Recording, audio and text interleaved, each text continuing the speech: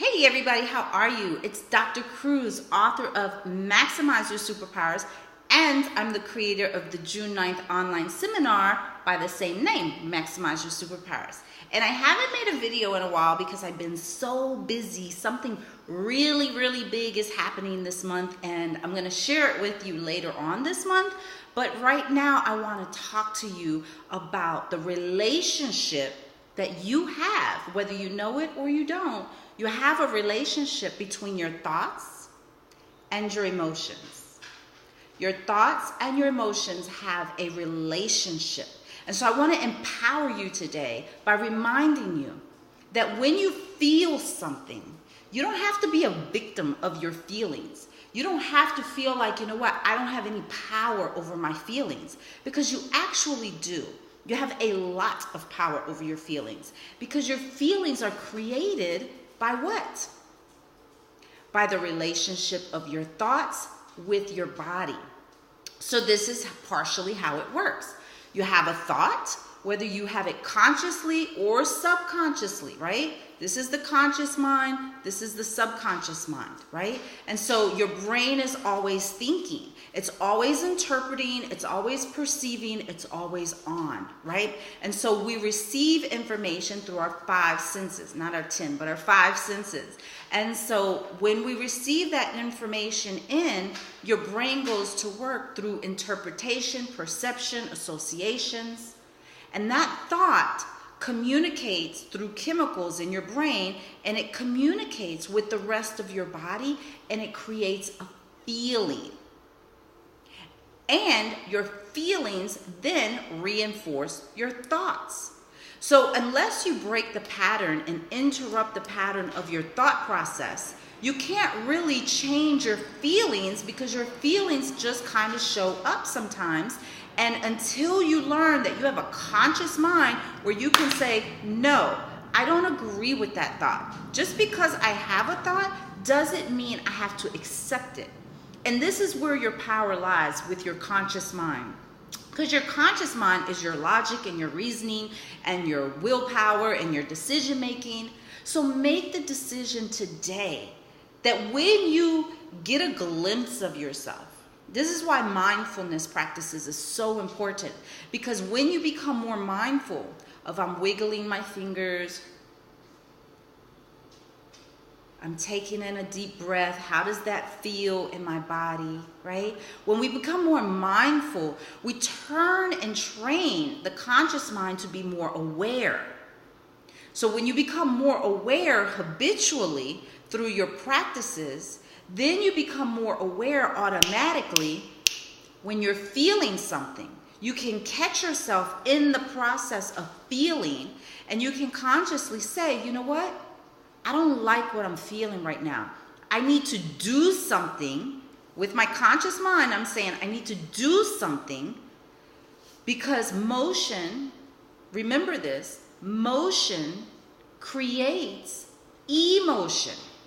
So people who are depressed and they're laying on the couch and they're saying, you know, the relationship between the thought and the feeling is, I feel depressed, therefore I feel depressed, and I feel depressed because I'm laying on the couch, because thought creates feeling, feelings create beliefs, beliefs create behaviors, right? So if you catch yourself saying, I feel depressed and I'm laying on the couch, then you can recognize consciously that you need to do some type of motion.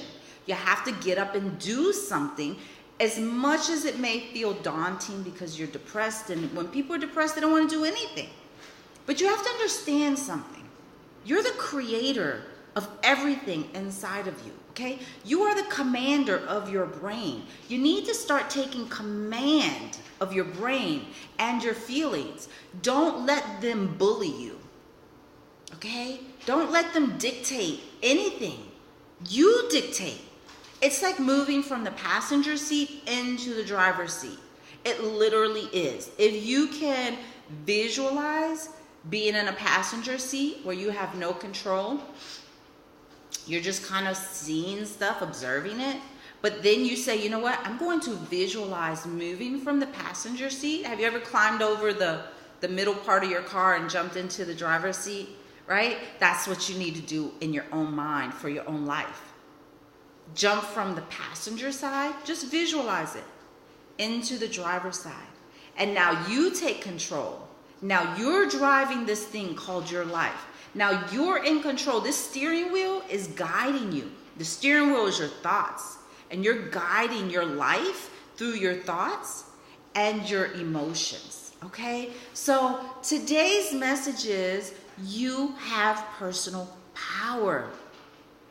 You have personal power, and you gotta know that, all right? You gotta know that. No change can occur until you know that you can create it.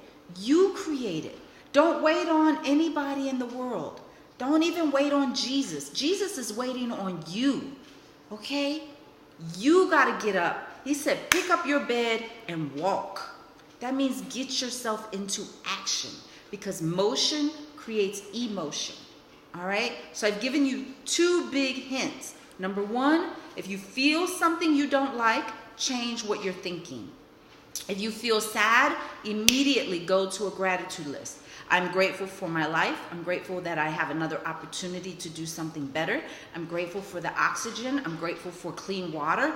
I'm grateful for my friends and family. Even if you don't have friends and family, I'm grateful for the opportunity that I can be a friend or a family, representative to someone else.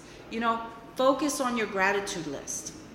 So if you feel something you don't like, change the thoughts. And also, if you catch yourself doing something that is not productive for you, it's not healthy, if you're noticing you're on the couch, you're sleeping a little later, you're just kind of lethargic, you gotta say, you know what? Motion creates emotion. I need to get up. I need to go take a shower. I need to put on some clothes and just go to the gym. I don't even have to work out. I could just sit on the bike and kind of chill. I could go into the sauna. Maybe I could sit in the jacuzzi. But you gotta get up and get yourself in a different environment, because how many of you all understand your environment is the most influential thing on your emotional being? Okay, it's your environment and on your thought processes. The way you think is based on your environment, okay? So take charge of your life today and sign up for my June 9th online seminar. I'm telling you guys, I am the real deal. I'm gonna give you the good stuff. 7 steps to maximize your superpowers, to maximize your life, to kick it into gear, to achieve anything you want. Anything you want. You follow these 7 steps, and they're not even like major action steps. It's more of a mind shift. As soon as you start understanding, like number 1, your decisions determine your destiny. That's superpower number 1. I'm giving it to you free. Your decisions determine your destiny. How do you get to your destiny? Your decisions. Because your decisions create your actions. And your actions are what create your future. So even if you don't sign up for my June 9th online seminars from 8 to 12, 8 to 1, something like that, please know your decisions determine your destiny, okay? And I got more good stuff where that came from, all right? Because look, I had to do it on my own life, okay? So I just want to share, right? I have suffered and struggled my whole life, and I don't want you all to. Right? I finally know how to create my own life, and I do it all the time. I just manifested Dr. Bruce Lipton in my life the other day. I manifested a keyboard when I was in Okinawa. I just manifested this position I'm taking. Like, I'll tell you all about it. I'll tell you all about the stuff that I manifested. I manifested houses. I manifested people. Like, 7 steps to maximizing your superpowers. Join me June 9th, okay? And I'll tell you all about it. All right. Take care. Bye-bye.